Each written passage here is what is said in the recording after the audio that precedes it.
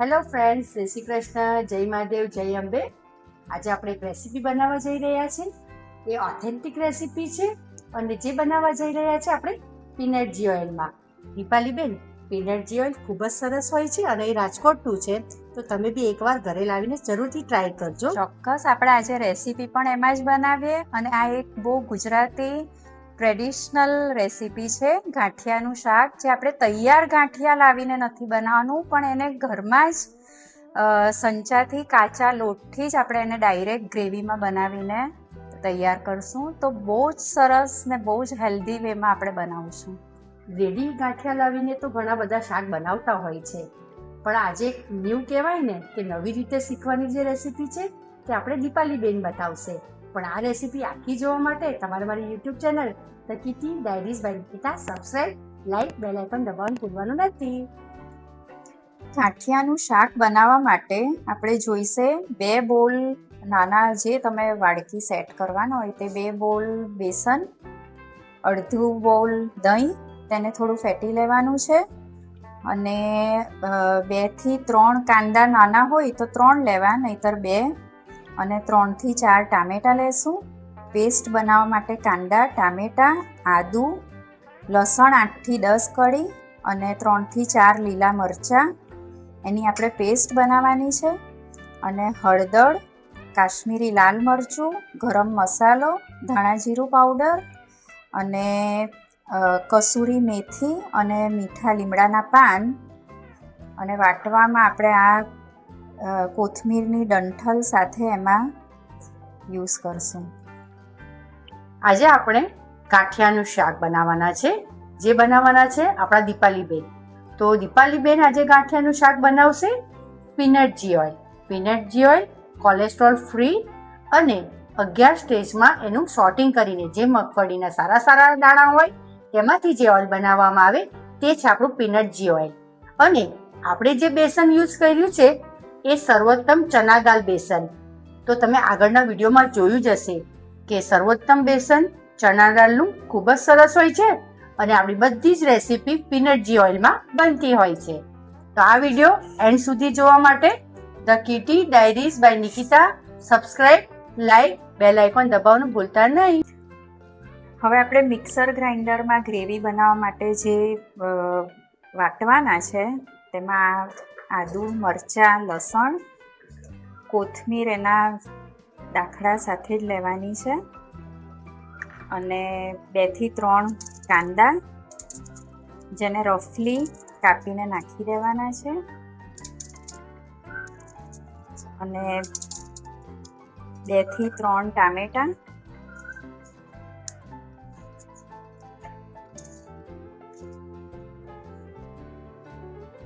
હવે શાક બનાવવા માટે, ગાંઠિયાનું શાક બનાવવા માટે આપણે એક પેન લઈ લીધું છે, જેને ગરમ થવા મૂકેલું છે, અને સૌ પ્રથમ આપણે એમાં પીનટજી ઓઇલ યુઝ કરશું, જે રાજકોટનું ખૂબ ફેમસ સિંગદાણાનું તેલ છે. તો 2 થી 3 ચમચી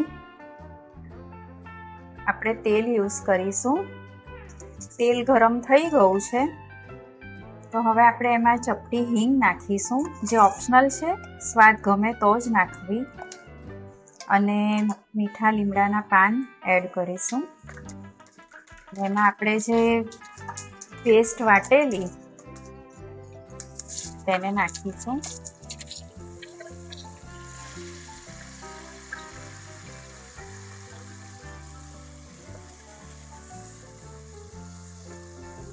હવે એને 5 મિનિટ સોતે થવા દઈશું.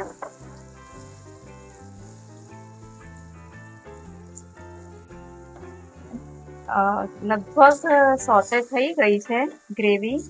તો હવે આપણે એમાં મસાલા નાખીશું. તો 1 ચમચી હળદર, કાશ્મીરી લાલ મરચું,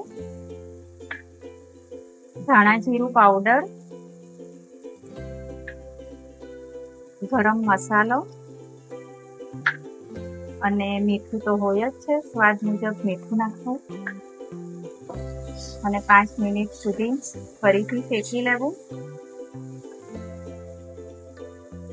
મસાલા બરાબર સોતે થવા દેવાના, તો જ એનો સ્વાદ નીકળીને આવે છે.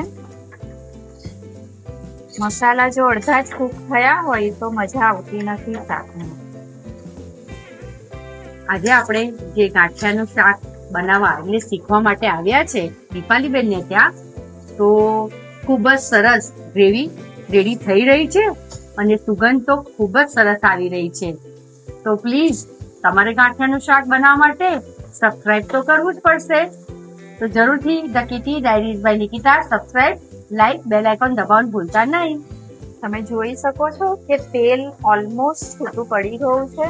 તો હવે આપણે ગેસની ફ્લેમ ધીમી કરશું અને આપણે જે અડધો કપ દહીં ઉમેરવાનું છે તે ઉમેરી દઈશું અને પછી તરત જ હલાવવાનું છે. દહીંને રૂમ ટેમ્પરેચર પર લેશું અને એક સરખું હલાવશું, નહીંતર દહીં ફાટી જવાની શક્યતા રહે છે.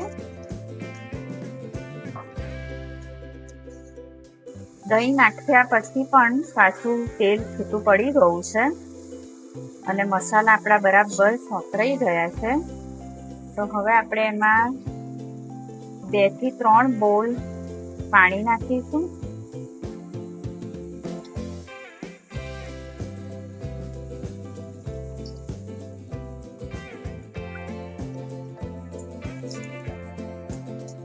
અને એને ધીમા તાપ પર ઉકળવા દેશું ને એક બાજુ આપણે બેસનનો લોટ તૈયાર કરીશું ગાંઠિયા માટે. ઢાંકીને આપણે એને 10 મિનિટ રહેવા દેવાનું છે. હવે ગાંઠિયાનો લોટ બાંધવા માટે આપણે 2 બોલ જે બેસન લીધેલું ને એમાં આપણે મીઠું, અજમો અને થોડી હળદર નાખીશું. તો આપણે એક બોલ વાડકામાં બેસન લઈ લેશું. એમાં સ્વાદ મુજબ મીઠું, અજમો અને હળદર.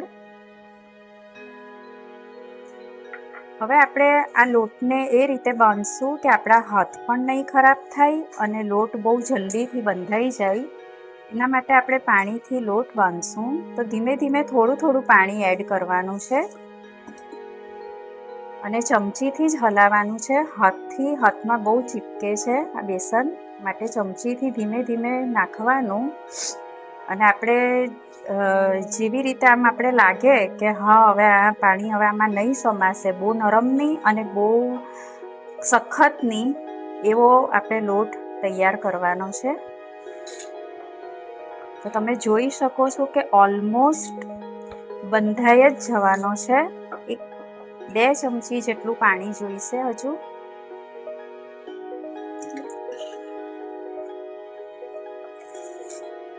તમે જોઈ શકો છો કે આપણો લોટ ઓલમોસ્ટ રેડી છે.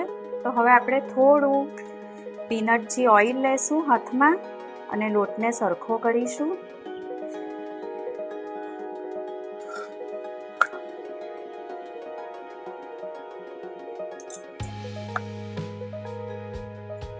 લોટ સરખો કરીને હવે આપણે જે ગાંઠિયા પાડવાનો સંચો હોય તેમાં આપણે એને ભરી દઈશું. હવે તેલવાળો હાથ કરીને આપણે સરખો લોટને કરી લઈશું અને આ ગાંઠિયા પાડવાના સંચામાં લોટ ભરી દઈશું અને સંચો બંધ કરી દઈશું. હવે આપણે આ સંચો રેડી કરેલો છે. હવે આપણે આ ગ્રેવીમાં આ ગાંઠિયાને ડાયરેક્ટ પાડશું. તો ગ્રેવી જ્યારે ઉકળતી હોય આપણે મીડિયમ આંચ રાખવાની છે અને ઉકળતી ગ્રેવીમાં જ આપણે આ ગાંઠિયાને, જેમ આપણે તેલમાં ગાંઠિયા પાડીએ છીએ એ જ રીતે આપણે એને ગોળ ગોળ ફેરવીને આખી ગ્રેવીમાં પાડીને પછી 5 મિનિટ થવા દેશું. હમણાં હલાવવાનું નથી બિલકુલ પણ, કારણ કે ગાંઠિયા કાચા હોય છે. હવે આ ગ્રેવીમાં બરાબર સીજી જાય ગાંઠિયા પછી આપણે એને હલાવશું. હવે 5 મિનિટ આપણે ઢાંકીને એને બરાબર કૂક થવા દઈશું.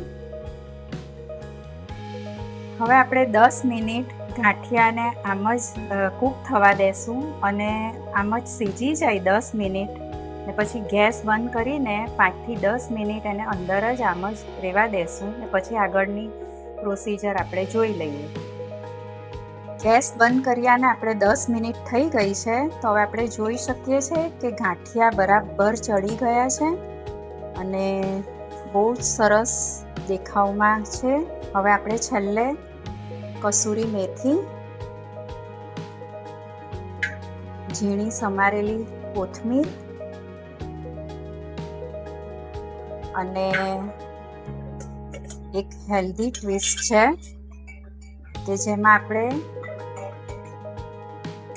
1 થી 2 ચમચી ભરીને ઘી નાખવાનું છે કે જેનાથી એનો સ્વાદ બહુ જ સરસ રીતે બહાર પડે છે અને સ્વાદમાં એટલું બધું ટેસ્ટી બને છે આ શાક કે તમારા ઘરે બધા આંગળે ચાટીને ખાશે. જો ફાઇનલી આપણું ગાંઠિયાનું શાક તૈયાર થઈ ગયું છે. તો આપણે હવે એને પ્લેટિંગની તૈયારી કરશું. તો એક સરસ મજાના બાઉલમાં સર્વ કરી લઈશું.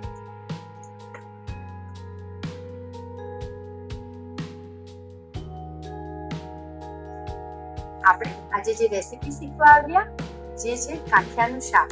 તો ગાંઠિયાનું શાક એટલી સરસ રીતે દીપાલીબેને આખી રેસીપીમાં બતાવ્યું છે કે ઝીણી ઝીણી બાબતોને ધ્યાનમાં રાખીને તો વ્યુઅર્સ એ જોઈને પણ બનાવી શકશે. અને એમની આ રેસીપી એટલી સરસ છે કે ઘણા બધા લોકોએ મને કીધું કે તમે તમારી ચેનલથી મૂકો. તો સ્મિતાબેન, તમે આ રેસીપી ચાખી છે રાઈટ? તો કેવી છે આ રેસીપી? બહુ જ યમી છે, એટલી સરસ રેસીપી છે અને હું ચોક્કસ બનાવીશ દીપાલી અમારા ઘરે. બિકોઝ જ્યારે કોઈ જ શાક નહીં હોય ને આટલી ગરમીમાં બહાર શાક લેવાના ખાવાના મન નથી થતું, લીલોતરી શાક, ત્યારે આ શાક ઇઝ અ બૂમ. આ એટલું ઓપ્શન, સરસ ઓપ્શન લાગ્યું મને. પણ બહુ ફેવરિટ છે સ્મિતાબેન. આ ઓપ્શન મને એટલું સરસ લાગ્યું કારણ કે ઘરમાં જ્યારે કોઈ જ શાક નહીં હોય ને તો ઘરના સ્ક્રેચમાંથી આ ઇઝીલી અડધો કલાક 15-20 મિનિટમાં શાક બની જાય છે અને આટલું હેલ્ધી, સરસ, મજા આવી Dipali. It was really good. ઘણા બધા વ્યુઅર્સ કોમેન્ટમાં કહેતા હોય છે કે તમે બધા સાથે રેસીપી લો છો. તો તમને ખ્યાલ જ છે મારી યુટ્યુબ ચેનલનું નામ છે the eating diaries by Nikita. તો નિકિતાની ડાયરીમાં બધું જ હોય. બ્લોગ હોય, પાણીપુરીની પાર્ટી હોય, ત્યાં કોઈ એવોર્ડ ફંક્શન હોય, ત્યાં કોઈ મારી ફ્રેન્ડ્સ જે સારું સારું બનાવે છે પણ એના માટે યુટ્યુબ ચેનલ આખી ખોલવી જરૂરી નથી. મારું એક પ્લેટફોર્મ એવું છે કે જેમાં પોતાની નવી નવી વસ્તુઓ ને પ્રેઝન્ટ કરી શકો છો. અને વ્યુઅર્સ, જો તમને એવું લાગતું હોય કે તમે મારા પ્લેટફોર્મથી પોતાની રેસીપી મૂકવી છે તો જરૂરથી મને કોન્ટેક્ટ કરજો. અને આવી ઘણી બધી રેસીપી જે ઓથેન્ટિક છે અને ઘણા બધા લોકો સરસ રીતે શીખવે છે તે તમને મારા પેજ પર જરૂરથી જોવા મળશે. તો પ્લીઝ મારી channel subscribe, like, bell icon દબાવવાનું ભૂલતા નહીં.